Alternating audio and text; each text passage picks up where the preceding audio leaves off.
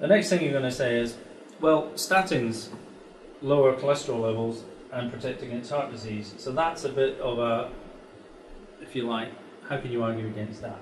And I know that Michael Oliver, who I've spoken to, Professor Michael Oliver, was a great skeptic of the cholesterol hypothesis. But when the statin trials came out, he became a believer. He said, oh, well, it must be true. And you've got to admit that when a drug is created to lower cholesterol levels, and it lowers cholesterol levels, and it reduces the risk of heart disease, you've got to say, well, you've got to be pretty sniffy on your feet to argue against that one. But the fact is that I can argue against that one. I'm going to argue against it in 2 or 3 different ways, and I haven't brought too much of the data up here. The first thing to note about statins to me is that is stroke. They reduce the risk of stroke as much as they reduce the risk of heart disease, if not more. In no study ever has anyone ever identified a raised LDL or cholesterol level as a risk factor for stroke. The American Stroke Association doesn't list it as a risk factor. Why not? Because it's not. It isn't a risk factor for stroke.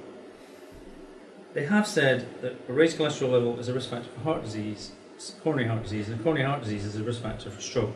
So maybe it works that way, which doesn't make any sense.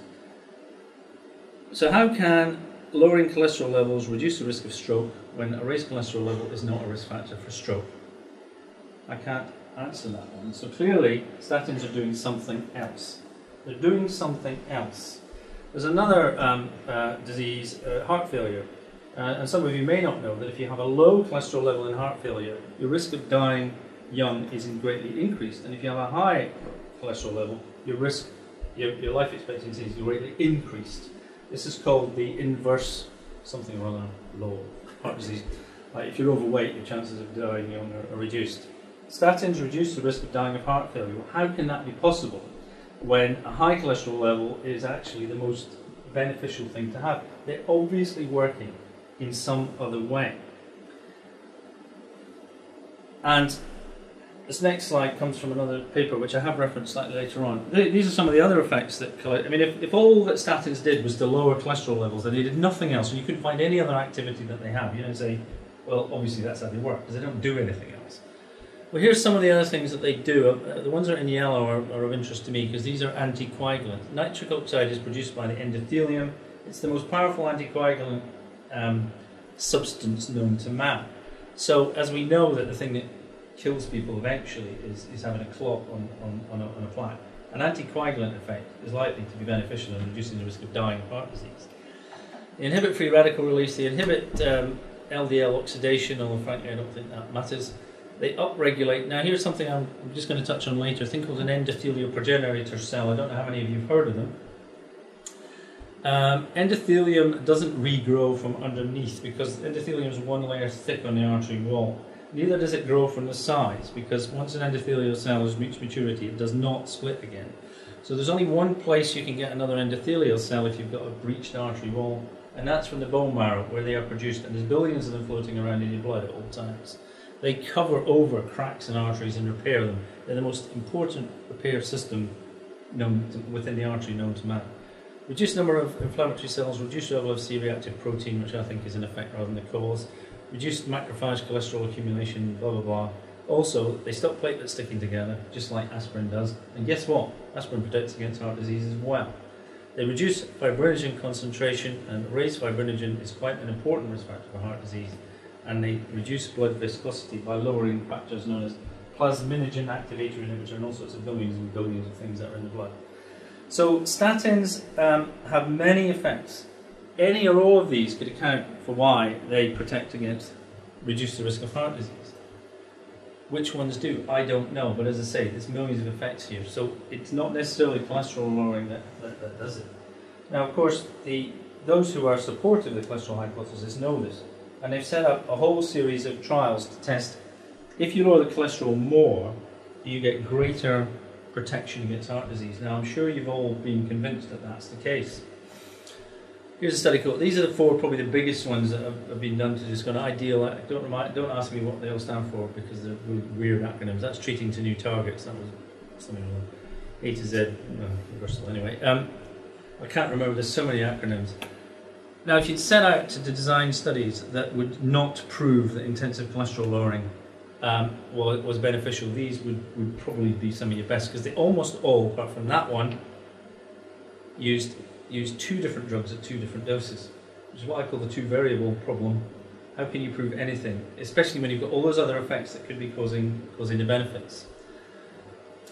Now, it's not just me that says these trials were set up. They were almost, I don't like to use the word deliberately, but boy, you couldn't have gone out your way to make it more impossible to prove anything. As far as I'm concerned, the people who did these trials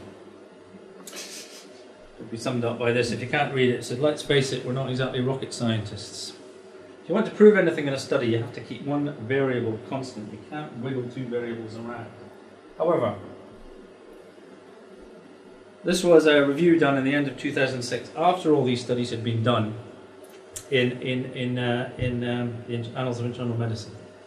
Their words: no high-quality evidence could be found to suggest that titrating lipid therapy to recommended low-density lipoprotein cholesterol targets is superior to just prescribing doses of statins used in clinical trials for patients at high cardiovascular risk. Studies addressing the benefits of achieving LDL cholesterol levels have had avoidable, yes, you're dead right, and anyone who could have avoided these things if they'd wanted to, problems such as reliance on ecological analysis, ignoring statins' other proposed mechanisms of action, and not accounting for known confounders, especially healthy volunteer effects. One of the most important things that really, really annoys me at the moment is you read these things saying statins protect against multiple sclerosis, Alzheimer's, blah, blah, blah. The reality is that in all these groups, the people that are put on statins have had higher cholesterol levels to start with. And as I think I've demonstrated earlier, people with higher cholesterol levels are generally healthier, fitter, and live longer. So you've got someone who's fitter, healthier, and then they live longer. And you say, well, it was the statin that did it. Well, perhaps they were just going to live longer anyway. So, that's my assault, if you like, on the current hypothesis. I've kind of rushed through a lot of information. There's a huge amount more information out there.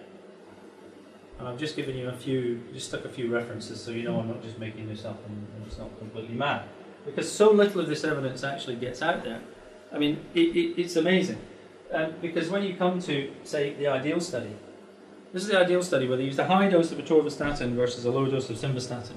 The median follow-up of 4.8 years. This was twice as big as the 4S study, by the way. This was a carry-on from the 4S study, where they kept people on the standard simvastatin level and whacked in something like 80 milligrams of atorvastatin. No significant difference was observed in the primary outcome of major coronary events, defined as death, non-fatal MI, blah, blah, blah, or cardiac arrest. There were no differences in cardiovascular or all-cause mortality between the two groups. What I find most fascinating is when people discuss the ideal study, they come out. This, if you like, was the final statement from that study. Patients with myocardial infarction may benefit from intensive lowering of LDL cholesterol without an increase in known cardiovascular mortality or other serious adverse reactions. Now, how can you possibly come to a conclusion like that based on a fact like that? And every single study, remember the Ascot study that was stopped 2 years early because of the fantastic, stupendous benefits. It was unethical to continue with that study. But if you look at the mortality curves, there is no separation in mortality curves in the Ascot study. None at all. There is no difference in mortality in Ascot.